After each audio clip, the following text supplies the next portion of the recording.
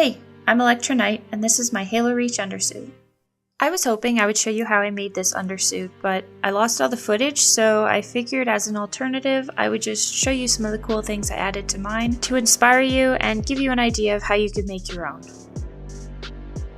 I made it from 2 layers of nylon spandex, though I should have used 1 layer of moleskin spandex. The details are made of 2-way stretch pleather, and marine vinyl was used for parts that will need to support armor. The bodysuit is just a basic bodysuit pattern similar to Yaya Han's Ultimate bodysuit with a few alterations. Mine doesn't have a center front seam, and I also made the arms raglan style because raglan style sleeves are way easier to sew. The most important thing to remember is the sewing order, so I'm going to explain it in the order I made it in. I made a detailed drawing showing all the materials and closures I would use, as well as any notes on complicated sewing bits.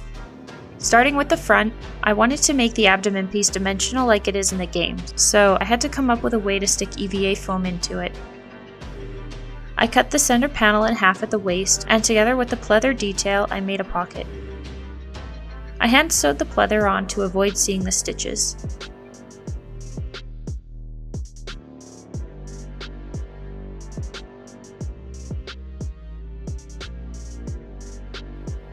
The back was a lot trickier. Before sewing all the panels together, I added this center pleather piece and matched the seam placement on either side.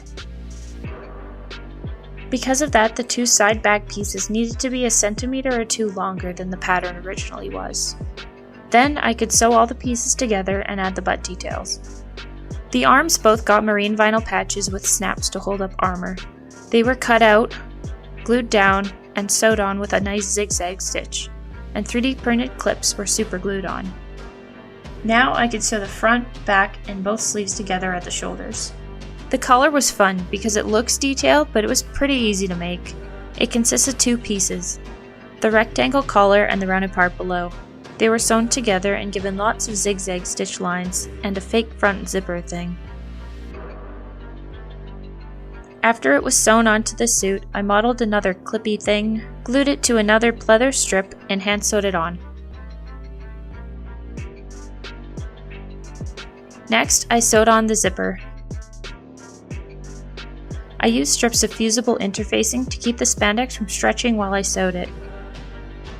Now each side was ready to be sewn together. After making sure it fit perfectly, I added the hip pleather. To avoid more hand sewing, I had to remove the spandex underneath it. Then I just finished the leg holes with bias tape and elastic, and it was done. I hope this video was somewhat helpful or interesting. If you enjoyed it, please like, subscribe, comment if you have any questions, and I'll talk to you again soon.